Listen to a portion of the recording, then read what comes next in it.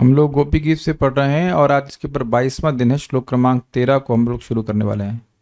Link ये है कि पिछले 2 श्लोकों में गोपियों ने कहा कि आप तो संयोग में और वियोग में दोनों ही समय हमें केवल दुख प्रदान कर रहे हैं। तो मान लीजिए भगवान ये सुन करके क्रोधित हो जाएं, कहते हैं अच्छा मैं जब दुख ही प्रदान कर रहा हूँ तो तुम्हें मेरी जरूरत ही क्या है। तो ऐसा वो आशंका करके कि भगवान मुझ हमसे क्रोधित हो गए होंगे, उनकी स्तुति कर रही है श्लोक से। प्रणत कामदम पद्मजार्चितम धरणि मंडनम ध्येयमापदी। प्रणत कामदं पद्मजार्चितं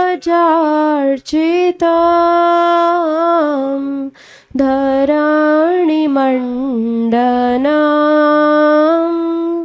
ध्येयमापदी। चरण पंकजं शन्तमं च ते रमणनः स्तने श्वर्पयादिहन्। चरण पंकजं शान्तमं च ते रमणनः स्तने श्वर्पयाधिहन्। हे रमण, हे मन के समस्त दुखों का विनाश करने वाले, तुम्हारे चरण कमल शरणागत व्यक्तियों के अभिष्ट को पूर्ण करने वाले हैं। जो इन चरण कमलों की शरण में आता है उसकी जो इच्छा होती है वह पूर्ण हो जाती है। पद्म योनि ब्रह्मा द्वारा अर्चित, यानी ब्रह्मा जी जो कमल से उत्पन्न हुए थे वह आपके चरणों की पूजा करते हैं। पृथ्वी के भूषण स्वरूप धरणि मंडनम। देखिए होता क्या था कि जब भगवान चलते थे तो इनके चरण चिन्ह जो हैं, चरणों में अंकित चिन्ह थे, वो पृथ्वी पे अंकित हो जाते थे, इसलिए कह रहे हैं पृथ्वी के भूषण स्वरूप। ध्यान मात्र से ही विपत्तियों को दूर करने वाले और सेवा करते समय परम सुख प्रदान करने वाले हैं। अपने उस श्री चरण कमल को तुम हमारे वक्षस्थलों पर अर्पण करो।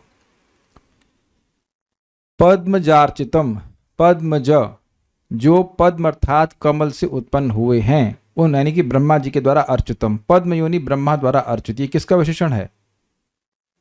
भगवान के चरण कमल का। पद्मजार्चितम पूरा शब्द अब देखो ना, पद्मज अर्चितम, ब्रह्मा जी के द्वारा जो अर्चित हैं, ये भगवान के चरण कमल का विशेषण है। ठीक है। चरण पंकजम, आपके चरण कमल। प्रणत कामदम, शरणागत भक्तों की अभिलाषा पूर्ण करने वाले। आपदी ध्येयम, आपत्ति के समय चिंतन करने योग्य। आपदी समझते हैं? आपद, विपद, आपद, कठिनाई आ जाती है, जैसे कि संकट कोई आ जाए, जैसे कि मान लीजिए गिरिराज धरण के समय में इंद्र वर्षा कर रहे हैं, वज्रपात कर रहे हैं, तो कोई तो उसका प्रतिकार नहीं कर सकता, तो भगवान ने रक्षा करी। तो कहने कि आपद के समय में, कठिनाई के समय में भगवान के चरणों का स्मरण करने से व्यक्ति की विपदा दूर हो जाती है। धरणी मंडनम, पृथ्वी के अलंकरण स्वरूप है। ये बड़ा इंटरेस्टिंग टॉपिक है, शब्द है। देखिए भगवान ब्रज में पदत्राण अर्थात जूता पहनकर नहीं चलते हैं, और भगवान के चरण कमलों में, चरण तल कहना चाहिए, तलवों में विशेष चिन्ह है, अत्यंत शुभ चिन्ह है। कमल का चिन्ह है, चक्र का चिन्ह है, गदा का चिन्ह है, बहुत सारे चिन्ह हैं, आप उसको इंटरनेट पे देख लीजिएगा, आप पे वर्णन है। तो अब वो चिन्ह पृथ्वी पर अंकित हो जाते थे। इसको मैंने पहले समझाया है कि जैसे कोई विवाहिता स्त्री है तो उसके माथे के ऊपर क्या कहते हैं इसको, सिंदूर, ये बहुत सुंदर लगता है। हम भक्तों के माथे पर तिलक बहुत अच्छा लगता है। तो अब ये तिलक मिट जाता है तो हम लोग फिर से उसको धारण कर लेते हैं। मुंह धो लिया या नहा लिए तो मिट जाता है तो फिर धारण कर लेते हैं, क्योंकि अपना सौभाग्य मानते हैं, भगवान का सूचक है। स्पष्ट समझ में आ रहा है? तो हमारे माथे का मंडन क्या है? ये तिलक। मंडन मतलब अलंकरण या आभूषण। तो पृथ्वी के ऊपर भगवान के जब चरण चिन्ह बन जाते थे तो समझाया गया है पहले भी कि जो पशु हैं वह भी उसके ऊपर दोबारा स्टेप नहीं करते थे। जो भगवान जिन पशुओं को लेके जा रहे हैं वो भी जानते हैं, दे आर सो कॉन्शियस कि भगवान के चरण चिन्ह यहाँ पे हैं, उसके ऊपर कोई स्टेप नहीं करता था। और मान लीजिए कोई स्टेप ना भी करे तो पृथ्वी के जो धूलीकण है उससे भी वो चिन्ह हट जाने चाहिए थे, लेकिन पृथ्वी उसको नहीं हटने देती थी। अच्छा, एक तो ये अर्थ है। दूसरा बड़ा सुंदर अर्थ है। परम पूज्य राधा गोविंद महाराज कथा में बता रहे हैं, धरणी मंडलम का मतलब है पृथ्वी के उत्पादों से भगवान अपना अलंकरण करते थे। माता यशोदा गोल्ड आदि की ज्वेलरी पहनाती थी और ब्रज के अपने ग्वाल बालों के संग वो जा रहे हैं। बाद में जंगल में जाके कहते भाई ये हमको बहुत भार लग रहा है, तो उनके जो ग्वाल बाल सखा हैं वो सारे अलंकरण उतार के रख देते थे और उनको मिट्टी जो था क्या बोलते हैं उसको, लाल रंग की मिट्टी होती है, कुछ कहते हैं नाम, चंदनी ग से कुछ कहते हैं, भूल रहे हैं, गोरू गोरू गोरू, उससे भगवान का अलंकार करेंगे। गेरू, सॉरी, हाँ गेरू, या और भी अलग अलग प्रकार के रंग की मिट्टी होती थी, उससे करेंगे, फूलों से करेंगे, पत्तों से करेंगे। तो फूल कहाँ उगते हैं? पृथ्वी के ऊपर। पत्ते कहाँ उगते हैं? पृथ्वी के ऊपर। और गेरू तो मिट्टी है ही। तो अब भगवान का अलंकरण पृथ्वी के उत्पादन से हो रहा है, इसलिए कह रहे हैं धरणी मंडलम। ये भी एक अर्थ है भगवान के संबंध में। पृथ्वी के उत्पादों से भगवान का अलंकरण होता है। रमण, हे प्रियतम, ये शब्द बड़ा अच्छा है। रमण का अर्थ समझते हैं, रमण रमना वाला अर्थ है कि यानी मन को जो एकदम आकृष्ट कर ले, मन और कहीं जाए ही नहीं, वह उसको कहा जाएगा रमण, रमण करना। और रमण का दूसरा अर्थ है वो जो प्रिया प्रेयसी वाला भाव है, वो भी है। आदिहन, आदि का अर्थ क्या होता है? आपने सुना है शब्द आदि और व्याधि? क्या अर्थ होता है इसका? वेदवादी सुना तो होगा, उसका अर्थ सोचा है कभी?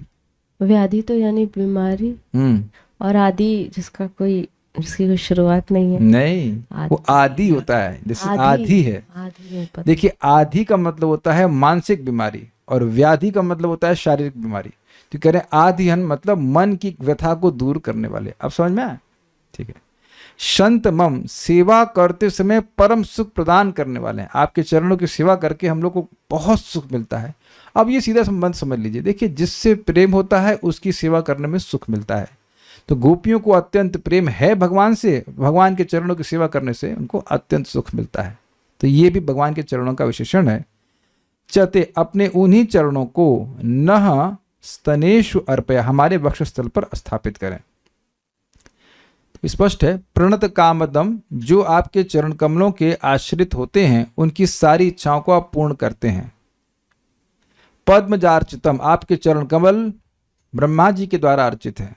धरणी मंडनम, वह पृथ्वी के अलंकरण स्वरूप हैं। ध्येय मापदी, विपदा के समय उनका ध्यान करने से वो सारी विपदा को दूर करते हैं। तो हम तो कर रहे हैं ना ध्यान, हमारी विरह जो ताप है वही हमारी विपदा, उसको आप दूर कीजिए। चरण पंकजम शंतमम चते, ते मतलब आपके जो चरण कमल हैं वह सेवा के समय परम सुख प्रदान करने वाले हैं। न रमण, हे प्रियतम, अब हमारे वक्षस्थल पर आप उनको अर्पित कीजिए। आदिहन मतलब हमारी जो मन की व्यथा है उसको आप दूर करने वाले हो। तो कुछ फोटो हैंगे तो मैंने फोटो शायद गलत डाल दिया ब्रह्मा जी ठीक नहीं दिख रहे इसमें, आई एम सॉरी, चेंज कर रहा हूँ, वो गलत फोटो आ गया। भावार्थ दीपिका, अतएव अब अपनी कपटता का परित्याग कर हमारी इच्छा को पूर्ण करो। मतलब आज तक तो तुम संयोग वियोग में हमें दुखी दिए हो, कम से कम आप तो कपटता त्यागो। प्रणत कामदम इत्यादि 2 श्लोकों के द्वारा गोपियां यही प्रार्थना कर रहे हैं कि हमारी इच्छा को पूर्ण करो। अब तक तो तुमने केवल हमको लुभाया है। हे आदिहन अर्थात हे मन की समस्त पीड़ाओं को हरने वाले, हे रमण मतलब हे प्रियतम, ब्रह्मा आदि के द्वारा अर्चित, विपत्ति काल में ध्यान करने मात्र से विपत्तियों को दूर करने वाले, सेवा के समय में भी परम सुखमय स्वरूप, अपने उस चरण कमल को हमारे काम ताप को शांत करने के लिए हमारे वक्षस्थलों पर अर्पण करो। तो ये तो ऑलमोस्ट ट्रांसलेशन जैसा ही है। वैष्णव तोषणी पढ़ते हैं। वैष्णव तोषणी पढ़ने में अब आपको अपने सारे इंजन ऑन करने पड़ेंगे, समझ में आ जाएगा, लेकिन इंजन ऑन करके समझना होगा। इंजन समझ रहे हैं, माइंड के दोनों भाग होते हैं ना, लेफ्ट ब्रेन राइट ब्रेन, दोनों को एक्टिवेट कीजिए तब समझ में आएगा।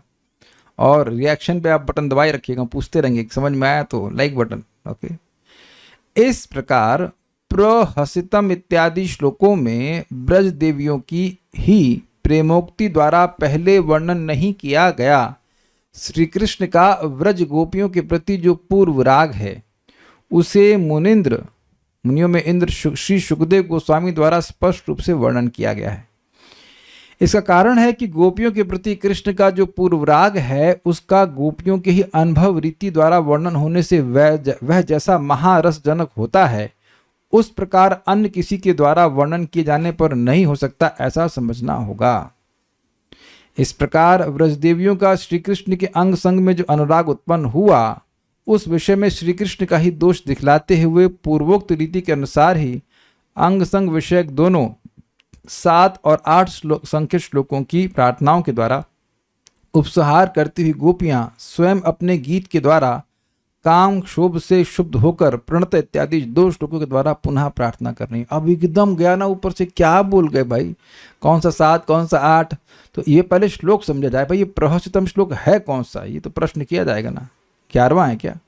नहीं, 11वां तो नहीं निकला, यह 10वां। इसमें यहाँ पे देखिए क्या बोल रहे हैं, ये पूर्व राग क्या होता है? पूर्व राग मतलब प्रेमी और प्रेमिका मिले नहीं हैं लेकिन देखे, दर्शन हुआ तो आकर्षण होने लगा, या उनके बारे में सुना। जैसे माता रुक्मिणी ने भगवान कृष्ण को नहीं देखा था लेकिन नारद जी आते थे और अन्य ऋषियों के द्वारा उनके बारे में सुना था तो उनमें आकर्षण हो गया, इसे कहते हैं पूर्व राग। तो यहाँ श्लोक क्रमांक 10 में गोपियों ने कहा प्रहसितम प्रिया प्रेम वीक्षणम विहरणम चते ध्यान मंगलम रहसि संविदो या हृदि स्पृशः कुहकनो मनः क्षोभयन्ति। तो देखिए प्रहसितम, भगवान मुस्कुराते थे उनको देख करके, प्रेम से देखते थे और उनका लीला विहार, ये सब उनके हृदय में स्मर की यानी कि कॉन्जुगल लव की इच्छा को जागृत करता है। तो ये सूचित कर रहा है, ये सब यद्यपि पूर्व राग के बारे में पहले नहीं कहा गया जैसे यहाँ पे टीका में बताया गया है, लेकिन ये श्लोक सूचित कर रहा है कि कैसे गोपियों में भगवान कृष्ण के प्रति आकर्षण भगवान ने ही जागृत किया, ये बोल रही। ये अब समझ में आ रहा है? तो ठीक है, अब 7 और 8 को देख लेते कि 7 और 8 में क्या बात बोली। 7 में क्या कहें, तो देखिए 7 में ने भगवान से प्रार्थना करी है कि उनके वक्षस्थलों पर अपने चरण कमल को स्थापित करें, एक बात। और उसके बाद 8वें में क्या बोल रही हैं, अधर सी धुना प्याय स्मना। तो दोनों ही जगह भगवान से अंग संग की प्रार्थना करी है और उसका कारण जो है वो पूर्व राग है। तो अब जब वो प्रार्थना करी इस प्रकार से तो उनकी इच्छा बढ़ गई, भगवान के एसोसिएशन की वो प्रार्थना कर रही हैं 7वें 8वें में, और उसका कारण बताते हुए कि आपने 10वें श्लोक में बोल रहे ना, 7 और 8 में बोला कि आप हमें अपना एसोसिएशन दीजिए, और उसका कारण बता रही हैं 10th में। देखिए तरीका तो ये था कि पहले बताते कि हम आपसे आकर्षित क्यों हुए और उसके बाद बोलते कि हमें अपना एसोसिएशन दीजिए, लेकिन इस अध्याय में पहले वो बोले कि हमें अपना एसोसिएशन दीजिए 7 और 8 में, और उसके बाद 9वें में बोल दिया आप कथामृतम, और फिर 10वें में बोल रही हैं कि हम आपके प्रति क्यों आकर्षित हैं, प्रहसितम प्रिया प्रेम वीक्षणम इत्यादि इत्यादि। तो अब ये बात बोल करके उनके मन में फिर भगवान के संग की एसोसिएशन की इच्छा आ रही, इसलिए ये श्लोक बोल रही हैं, अलग तो नहीं बोल रही है ना। 7वें में बोली कि हम अपने चरणों को हमारे वक्षस्थल पर रखिए, तो फिर यहाँ क्यों बोल रही हैं, क्योंकि इच्छा बढ़ गई है। भैया आपने देखा होगा कि कोई चीज हम चाहते हैं तो उसके बारे में बात करने से इच्छा कम हो जाती है, बढ़ जाती है। एग्जैक्टली आज कढ़ी बनाई जाए, कढ़ी कहाँ 2 4 5 बार कढ़ी का मन हुआ, चलो अब तो बनाना ही है तो आप देख रहे हैं कि कुछ चीज़ों पे विचार करने से, बात करने से इच्छा बढ़ जाती है। ये देखिए मैं प्रैक्टिकल लेवल पे बता रहा हूँ तो कि समझ आती बात। जैसे जब मेरा आईआईटी में सिलेक्शन नहीं हुआ था तो हम बात बहुत करते थे उसके बारे में कि हम पहुँच जाएं, बड़ा अच्छा लगेगा, हुआ तो अच्छा कितना लगा तो हम जानते हैं, लेकिन by talking about that subject matter the desire becomes enhanced। किसी को समझ में आया तो लाइक बटन दबाइए, if you actually understood। अच्छा नहीं, ऐसे भी नहीं, कभी अगर आपके संग ऐसा हुआ हो तो लाइक बटन दबाइए। किसने दबाया अब तक? हाँ ओके, इनका वीडियो ऑफ, वो लोग भी दबा रहे हैं बटन, इसको सुन रहे हैं. So you see when we start talking about our desires, the desires become amplified. ये बात यहाँ बोल रहे हैं, क्योंकि देखिए लॉजिक नहीं है. लॉजिकली तर्क वाली आंटी कहाँ हैं आज? तार्किक आंटी तार्किक माता जी हैं यहाँ पे? अभी नहीं दिख रही, कल तर्क लगानी थी, गलत है. तो हाँ दिख गई तार्किक माता जी, ठीक है. तो देखिए जब वो बोल दी हैं कि हम अपने हमारे वक्षस्थल पर अपने चरणों को दीजिए, तो दोबारा काहे बात बोल रही हैं? ये लॉजिक नहीं लगता है ना. तो ये इसलिए बोल रही हैं क्योंकि इनकी इच्छा अत्यधिक बढ़ गई है. और इस पूर्व राग को गोपियों के मुख से ही सुखदेव गोस्वामी बुलवाए हैं, प्रहसितम प्रिय इत्यादि. क्यों उनको प्रेम जागृत हो गया, तो वह व्याख्या करी. तो इसलिए बार बार बात करने के चक्कर में इनकी इच्छा बढ़ गई है. हाँ कहाँ गए हम लोग? 13 पे वापस. तो उम्मीद है कि बात आप लोगों को समझ में आ गई होगी.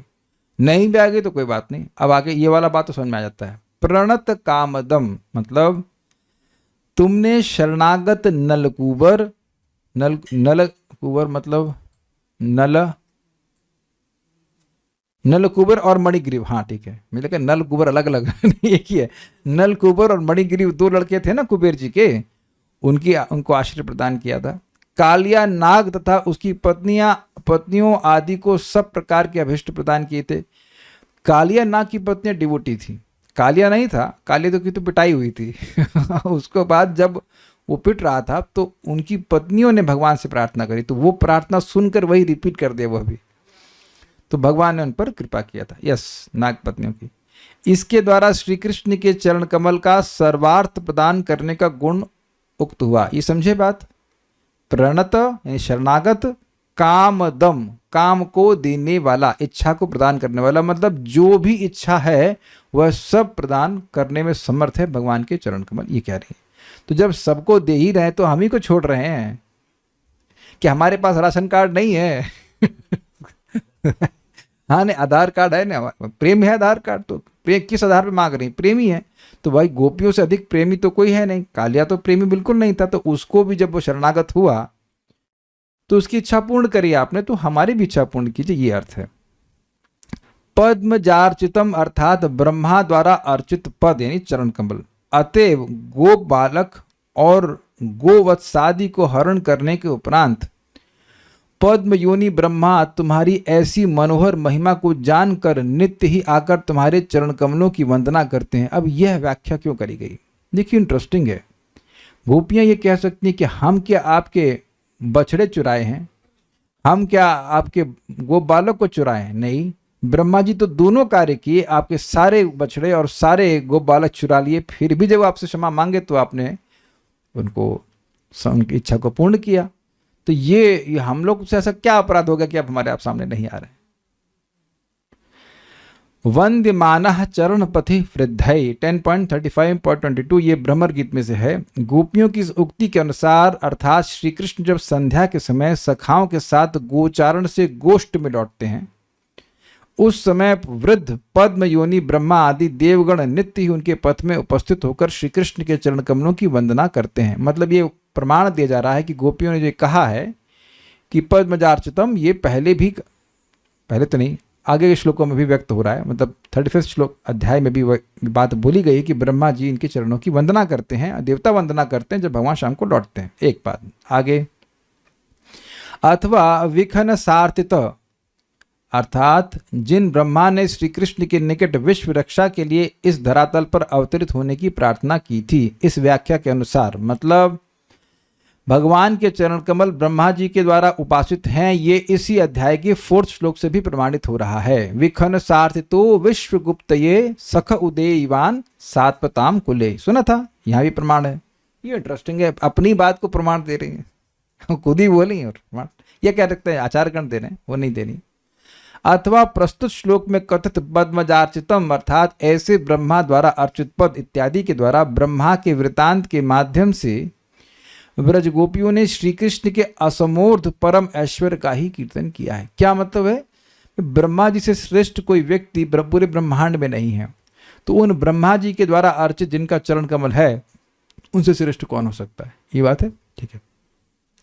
धरणी मंडनम अर्थात हे प्रियतम, तुम्हारे चरण कमल के ध्वज, वज्र आदि सुंदर और असाधारण चिन्हों की शोभा से पृथ्वी देवी अलंकृत हो रही हैं। बिल्कुल स्पष्ट है। तथा इसके द्वारा तुम्हारे चरण कमलों का सौंदर्य तथा पृथ्वी देवी के प्रति तुम्हारी कृपालुता सूचित हो रही है। अर्थात तुमने कृपा पूर्वक पृथ्वी को अपने श्री चरण कमलों का स्पर्श प्रदान करके बहुत ही सौभाग्य प्रदान किया है। तो जब अपने चरण कमल को आप पृथ्वी को दे सकते हैं तो हमारे वक्षस्थल पर भी रख सकते हैं। इसे ठीक है। ध्येय मापदी अर्थात ध्यान करने मात्र से ही तुम्हारे चरण कमल सब प्रकार की विपत्तियों को भी समूल नष्ट करने वाले हैं। क्या प्रमाण है? प्रमाण है तुम्हारे द्वारा गोवर्धन धारण के समय हमने इसका स्वयं प्रत्यक्ष रूप से अनुभव किया है। देवराज इंद्र क्रोधित होकर जब प्रबल आंधी और वर्षा द्वारा गोकुल का विनाश करने के लिए उद्यत हुआ, तब तुम्हें स्मरण करने से तुमने ही गोवर्धन पर्वत को अपने कर कमल पर धारण करके हमें उस प्रलयकालीन विपत्ति के मुख से बचाया था। और ध्यान देना हो कि भगवान दाएं हाथ पे भी नहीं रखे थे, बाएं हाथ की सबसे कमजोर उंगली पे रखे थे और दाएं हाथ से बांसुरी बजा रहे थे। ट्राई करना कभी इसको बैलेंस करना। हाथ पे कर लिया बहुत बड़ी बात है, उंगली पे बैलेंस ही करना मुश्किल है। अच्छा वो कह रही वो भी बाएं हाथ की, ऐसा लग रहा है कि दाएं हाथ की से दाएं हाथ से हो जाएगा मतलब दाएं हाथ से हो जाता है लेकिन बाएं हाथ से मुश्किल है नहीं भगवान ने किया तो यानी कि बेसिकली ये कह रहे हैं कि ऐसा नहीं कि आपने पहले विपत्ति से हमारी रक्षा नहीं करी है, जो इतनी बड़ी विपत्ति से रक्षा कर दी तो यहां तो केवल सामने आना है। ये बात है। कौन से न्याय लगा? क्या मत न्याय हमारे बोलने के स्टाइल से आप समझ गए होंगे कि कौन सा न्याय लगा। वैसे मुझे भी कोई से अधिक न्याय पता होता है नहीं है, एक और न्याय होता है लेकिन एक और भी है, एक आध दो और भी आते हैं, दहली दीपक न्याय और काक और भी कुछ है, याद नहीं आ रहा। इस प्रकार गोपियां श्री चरण कमलों के समस्त प्रकार के अभिष्टों को पूर्ण करने वाले गुण का निर्देश कर कि आपके चरण कमल हर इच्छा को पूर्ण करते हैं, फिर कहती हैं शंत ममच इत्यादि पद द्वारा कह रही कि तुम्हारे चरण कमल स्वतः ही परम फल स्वरूप है। मतलब अभी तक ये कहा कि आपके चरण कमल हर फल को देने वाले हैं और अब ये कह रही कि आपके चरण कमल ही फल स्वरूप है, अर्थात सेवा के समय भी परम सुखप्रद है। भाई देखिए समझिए, कोई भी फल कोई भी गोल आप क्यों चाहे हो आज तक जीवन में, ये बताइए। Any goal has been desirable by you for what reason? सुख। और केवल एक इच्छा की भाई हमको ये प्राप्त कर लेंगे हम सुखी हो जाएंगे। तो अब यहां ये कह रही हैं कि शंतमम चते मतलब सेवा करते समय आपके चरण कमल अत्यंत सुख प्रदान करते हैं। तो न सिर्फ आपके चरण कमल सुख के साधन हैं अपितु वह साध्य भी, वो सुख ही हैं, सुख स्वरूप भी हैं, ये भी कह रही। ओके, भावार्थ यह है कि श्री कृष्ण के चरण कमल सुख के साधन भी हैं तथा सुख स्वरूप भी हैं। ये भी समझ में आ गया? ठीक है।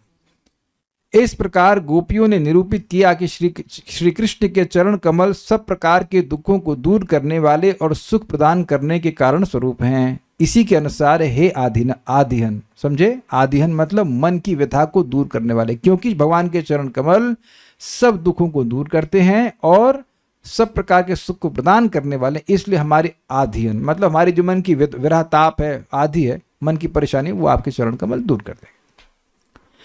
हे तथा हे रमण नामक ये दोनों संबोधन क्रमशः विचारणीय हैं। रमण मतलब आनंद देने वाला।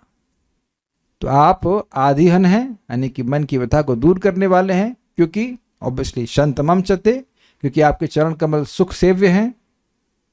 और अब रमण मतलब अगेन रमणीय है, सुखन मनोहर है, अर्थात हे आदिहन संबोधन का अर्थ होगा हमारी विरह पीड़ा का नाश करो, और हे रमण का अर्थ होगा विचित्र विहार आदि के द्वारा हम लोग को सुख प्रदान करो। अब आप लोग के मन में एक डाउट नहीं आ रहा है कि गोपियां तो अपने सुख के बारे में कभी नहीं सोचती, तो ऐसी व्याख्या क्यों कह रहे हैं?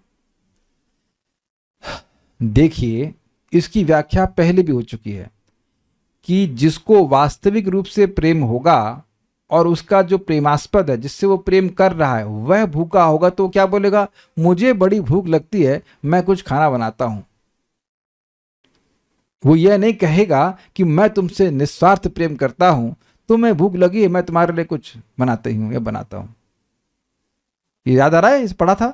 तो यद्यपि यथाश्रुत अर्थ ऐसा लग रहा है कि गोपियां अपने सुख की कामना कर रही हैं और अपने दुख की निवृत्ति चाहते हैं, लेकिन एक बात आप क्लियर समझ लीजिए, जब तक ये इच्छा रहेगी कि मेरे दुख की निवृत्ति हो जाए और मुझे सुख की प्राप्ति हो जाए, तो हमें भक्ति नहीं मिल सकती है। Forget about it. क्योंकि भक्ति का स्वरूप क्या है? आनुकूल्येन कृष्णानुशीलनम भक्तिरुत्तमा, भगवान को प्रसन्न करने के लिए भक्ति की जाती, न कि अपने को प्रसन्न करने के लिए। तो गोपियां, समझ लेना, गोपियां परम भक्त हैं, उसमें तो कोई संदेह नहीं है। तो उनके मन में स्वसुख की वासना का उदय ही नहीं हो सकता है। तो ये बेसिकली ये कृष्ण को ही सुखी करना चाहती हैं, लेकिन लैंग्वेज ऐसा हो रहा है जिसमें लग रहा है कि ये अपने सुख की वासना है उनमें। ये ध्यान से इसलिए समझना होगा बात। भाई जैसे उनके प्रेम को काम से इंगित किया जा रहा है, कई बार बोला गया मदन पीड़ा काम इत्यादि, तो वही व्यक्ति सोचेगा कि जैसे इस जगत में किसी को काम पीड़ा होती है, ऐसे इनको हो रही है। इसीलिए जब तक व्यक्ति सिद्धांत को नहीं समझता है ठीक से, तो वह भगवान श्री कृष्ण और गोपियों की लीलाओं को गलत ही समझेगा, क्योंकि वो उसको काम का ही अनुभव है, उसके अलावा प्रेम का अनुभव तो है नहीं कहीं। ये बात सारार्थ दर्शनी। यदि श्री कृष्ण कहें, तुम लोगों ने जब दृढ़ रूप से ऐसा निश्चय कर ही लिया है कि मैं सदैव तुम लोगों को दुखी प्रदान करता हूं, तब तुम लोगों को मेरी क्या आवश्यकता है? मैं अब नहीं आता हूं सामने। श्री कृष्ण की ऐसी कोपोक्ति की आशंका कर गोपियां अनुताप करने लगी। कोपोक्ति का मतलब जो कोप में कहा जाता है, गुस्से में कहा जाता है, कि वो सोच भगवान बोल नहीं रहे, इनको आशंका हो रही कि कहीं सुन लिए होंगे तो वही निश्चित बात है कि भगवान गुस्सा हो गए। तो इसकी आशंका करके गोपियां अनुताप करने लगी। मतलब अनुताप का मतलब होता है पश्चाताप करने लगी। यस, हाय हाय, हम अपने कर्म फल से प्राप्त दुख से अंधी होकर तुम पर ही उस दुख के कारण रूप दोष का आरोप कर रहे हैं। काहू न कोहू सुख दुख के दाता, निज कर्म कृत भराता से करके। भाई कोई किसी को दुख नहीं दे रहा है, सब लोग अपने कर्म फल को भोग रहे हैं, हम अपने कर्म फल के कारण दुखी हो नहीं। और देखो कितने गलत हमने काम किया कि उसका आरोपण आपके ऊपर कर रही है। भाई जैसे मान लीजिए जीभ किसी की कट जाए, बगल में बैठा हो ना, आदमी खा रहा है, कट जाए, अरे तेरी वजह से मेरी जीभ कट गई। अरे भाई तुम्हारी जीभ तुम्हारी वजह से कटी, हमारी वजह से क्या है? लेकिन दुनिया में लोग ऐसे सोचते हैं।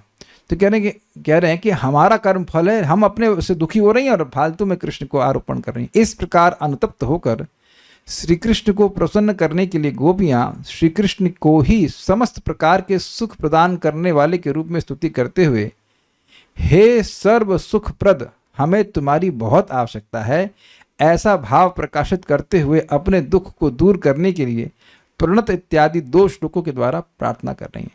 देखिए एक बात एकदम क्लियर समझ लीजिए, गोपी का क्या दुख है। Not having an opportunity to serve Krishna is there misery. जब आप किसी से बेइंतहा प्रेम करते हैं, बेइंतहा समझते हैं, अनलिमिटेड प्रेम करते हैं, तो प्रेम मीन्स सेवा और सेवा मीन्स प्रेम। तो अब प्रेम है, उसकी सेवा करने को नहीं मिला, तो वही सबसे बड़ा दुख है। ये बार बार समझिएगा, लैंग्वेज से ऐसा लग रहा है कि गोपियां अपने दुख की निवृत्ति करना चाहती हैं, लेकिन वस्तुतः वह श्री कृष्ण को सुखी करना चाहती हैं, एंड दैट नहीं कर पा रही हैं, ये उनका दुख है। जैसे मैं एग्जाम्पल दूंगा कि कोई माँ है, अब उसका बच्चा कहीं दूर चला गया है, फॉर एग्जाम्पल मर्चेंट नेवी में चला गया या आश्रम ज्वाइन कर ले, जो कुछ भी है, तो लड़के को कुछ अच्छा लगता होगा खाने में, तो उसको याद कर करके माँ रोती है कि हम उसको नहीं खिला पा रहे हैं। या पत्नी है, पति से प्रेम करती है अगर, तो पति अगर दूर चला गया तो अब वो याद कर करके रोती है कि इनको ये अच्छा लगता था, हम इनकी सेवा नहीं कर पा रहे हैं। तो दुखी जरूर है, लेकिन उसका कारण क्या है? पति को सुख प्रदान नहीं कर पा रही, ये अर्थ। तो उम्मीद है कि बात आप उनका कुछ कुछ भाव समझ पा रहे हैं, why they are unhappy. Spelling mistake है, प्रणत प्रणम नहीं, प्रणत कामदम अर्थात शरणागत जनों के अभिष्ट को पूर्ण करने वाले, अर्थात अपराधी होने पर भी यदि कोई नम्र विनयी होकर तुम्हारी शरण में आए, तुम उनकी कभी भी उपेक्षा नहीं करते, अपितु उनके सभी अभिष्टों को पूर्ण किया करते हो। जैसे कालिया नाग और उसकी पत्नियों ने पति के संबंध से अपराधी होने पर भी नम्र विनयी होकर तुम्हें प्रणाम और तुम्हारी स्तुति के द्वारा तुम्हारी कृपा को अर्थात अपने अभिष्टों को प्राप्त किया था। क्या कहना चाहते हैं, क्या नहीं चाहते हैं कि यद्यपि कालिया ने आपका अपराध किया था, उनकी पत्नियों ने नहीं किया था, लेकिन नम्र भाव में उन्होंने प्रार्थना करी, कालिया ने भी प्रार्थना की तो आपने उनको क्षमा कर दिया। तो हम लोग तो ऐसा अपराधी नहीं हैं। थोड़ा गर्व जरूर आ गया था, लेकिन इसका मतलब यह नहीं है कि बहुत बड़ा अपराध कर दिए थे। आप हमारे सामने आ जाइए। पद्मजार्चितम मतलब कमल से जन्म लेने वाले ब्रह्मा ने भी तुम्हारे चरणों में अपराध करने के बाद उसके उपशम के लिए तुम्हारे चरण कमलों का अर्चन और स्तुति कर अपने अभिष्ट को प्राप्त किया था। इसको आप ब्रह्मस्तुति में पढ़ सकते हैं, दशम स्कंद 14वां अध्याय। अतएव जिस प्रकार तुमने कालिया नाग और ब्रह्मा के अपराधों को क्षमा कर उनके अभिष्टों को पूर्ण किया, उसी प्रकार हमारे अपराधों को भी क्षमा कर हमारे अभिष्टों को पूर्ण करो। ये भावार्थ बिल्कुल स्पष्ट व्याख्या की जरूरत नहीं है। धरणी मंडनम तुम्हारे जो श्री चरण पृथ्वी के भूषण स्वरूप हैं, उन्हीं चरण कमलों के द्वारा हमारे वक्षस्थलों को भी अलंकृत करो। यह भाव है। जब आपके चरण एक स्त्री को अलंकृत कर ही रहे हैं तो आप हमारे भी इच्छा को पूर्ण कर सकते हैं। पृथ्वी देवी तो स्त्री है कि नहीं। ध्येय मां पदी अर्थात विपत्ति में ध्यान मात्र से ही समस्त विपत्तियों को दूर करने वाले। इसका प्रमाण है अनेन सर्व दुर्गाणी यूयम अंजस तरिष्यथ। इनकी कृपा से तुम लोग सब प्रकार की विपत्तियों से अनायास ही तर जाओगे। श्रीमद् भागवत 10.8.16 गर्गाचार्य की इस उक्ति के अनुसार हम प्रार्थना करती हैं कि इस विपत्ति के समय हमारी विरह वेदना को दूर कर हमारा परित्राण करो। यही भावार्थ है। क्या कहे यहाँ पे, देखिए बात यह है कि भगवान जब भगवान को लेके आए थे वसुदेव जी, तो कुछ समय के बाद गर्गाचार्य जी आते हैं और गर्गाचार्य जी इनका नामांकरण करते हैं। उस समय तक भगवान का नाम नहीं था, तो उस समय तक तो वह नामकरण करते हैं, कृष्ण नाम देते हैं और उस समय बोलते हैं कि ये बच्चा नारायण के समान होगा। नारायण समो गुणई, नारायण के समान गुण वाला होगा या नारायण इसके समान गुण वाले होंगे। दोनों अर्थ ले सकते हैं। तो इसकी शरण लेकर तुम लोग हर प्रकार के कष्ट से दूर हो जाओगे। तो इसी बात का स्मरण करके गोपियां कह रही हैं कि आपके चरण कैसे हैं, केवल ध्यान करने मात्र से सारी विपदाओं को दूर करने वाले हैं। ये बात बोल रही। भागवत में एक अन्यत्र एक श्लोक है, हरि स्मृति सर्व विपद विमोक्षणात्। ध्रुव महाराज युद्ध कर रहे थे, तो वहां पे क्या थे, कुबेर के अनुचर को क्या कहते हैं, यक्ष कहते हैं। यक्षों ने ऐसा इंद्रजाल किया कि वो भ्रमित हो गए। कुछ समय के लिए सोचने लग गए कि क्या करें। तो फिर ऋषिगण आते हैं, कहते हैं भगवान ने आपको अस्त्र दिया, उस अस्त्र का प्रयोग कीजिए। अस्त्र का प्रयोग करते हैं और वहां पे ऋषिगण कहते हैं कि भगवान का स्वभाव ही है कि हरि स्मृति सर्व विपद विमोक्षणात्। भगवान हरि के स्मरण से हर प्रकार की विपदा विशेष रूप से मोक्ष हो जाती है। गजेंद्र के एग्जाम्पल ले लीजिए। अब एक बात समझने वाली होगी, समस्या और विपदा में थोड़ा भेद समझ लीजिए। समस्या इज नॉट विपदा। मान लीजिए कि अब आपको भूख लग रही है, तो ये विपदा है। समस्या है कि कुछ गए बना लिया खा लिया। समस्या का समाधान आपके पास रहता है, लेकिन अगर किसी का बच्चा मर गया तो ये समस्या है, इसका तो सोल्यूशन नहीं है ना आपके पास। तो विपदा मतलब इसका सोल्यूशन आपके पास मेरे पास नहीं होगा। समस्या में भगवान के पास नहीं जाते हैं। मान लो किसी का फोन चोरी हो गया, भगवान Krishna Balaram, we don't do that, is it not? ऐसे वी डोंट डू दैट। किसी को 100 रुपए का ना सब्जी मान लो सड़ी निकल गई, तो we don't pray to Krishna और दिस मैटर्स। टायर पंचर हो गया, तो आप समझ गए कि ये सारी समस्या मैनेज कर लेते हो, लेकिन विपदा नहीं कर सकते। तो विपदा को विशेष रूप से, ऐसे मान लीजिए अब इंद्र ऊपर से पानी फेंक रहे हैं, पानी तो से भयंकर मोटी मोटी वर्षा हो रही है। वर्षा कैसे हो रही थी? पिलर के समान। पिलर के समान पानी ऊपर से गिरे, सोचिए कितना फोर्स होगा और कितना पानी होगा वहां पे। तो उसका तो कोई परित्राण, उसका तो कोई मतलब उसका अगेंस्ट में कुछ नहीं कर सकते। तो भगवान ने रक्षा करी। तो ये बात बोल रहे हैं। तो हमारी विरह वेदना को दूर करो। ये समस्या का कि आप हमसे दूर हो, हमें आपका विरह अनुभव हो रहा है, हमारे पास, हम सबके पास मिलकर भी कोई सोल्यूशन नहीं, आप ही इसका परित्राण कर सकते हो। ये भावार्थ है। उपरोक्त सभी कारणों से हम तुम्हारे श्री चरणों को शंतमम अर्थात सर्व कल्याण स्वरूप और सर्व सुख स्वरूप कह रही हैं। मतलब जितने भी हमने कारण दिए, ब्रह्मा जी आपके चरणों की उपासना करते हैं, विपदाओं को दूर करने वाले हैं, और क्या था, पृथ्वी को सुंदर बनाने वाले हैं, जो भी भगवान के गुणों को वर्णन, प्रणत कामदम, जो शरणागत है उसकी इच्छाओं को पूर्ण करने वाले हैं, इन सभी वजह से आपके चरण कमल कैसे हैं, सभी प्रकार का कल्याण प्रदान करने वाले हैं और सर्व सुख स्वरूप हैं। अतएव हे आदिहन, हमारी मन पीड़ा को दूर करने के लिए तुम हमारे वक्षस्थलों पर अपना श्री चरण कमल अर्पण करो। ऐसा करने से तुम्हें किसी भी प्रकार का श्रम नहीं करना पड़ेगा, अपितु तुम्हें सुख ही प्राप्त होगा। और इसीलिए बोल रही हैं, सुख कृष्ण को सुखी करने के लिए वैसा क्या इच्छा कर रही हैं। इसलिए गोपियां कह रही हैं, हे रमण, अर्थात ऐसा रमणोत्सव करने से तुम्हारी ही अभिष्ट की सिद्धि होगी, ये भावार्थ है। तो पॉइंट बहुत सिंपल है कि वह श्री कृष्ण को सुखी करना चाहती हैं और नहीं कर पा रही हैं, यही उनका दुख था। तो basically they are desiring service. सेवा भावना तो है उनके पास, सेवा का मौका नहीं मिल पा रहा, तो सेवा का मौका मांग रही हैं। इस प्रकार से वो सुखी होना चाहती, इस प्रकार से सुखी होना चाहती। Okay, so we got it. अगला श्लोक हम शाम को देखेंगे। श्री गोपी गीत की जय, श्रील प्रभुपाद की जय, निताय गौर प्रेमानंदे।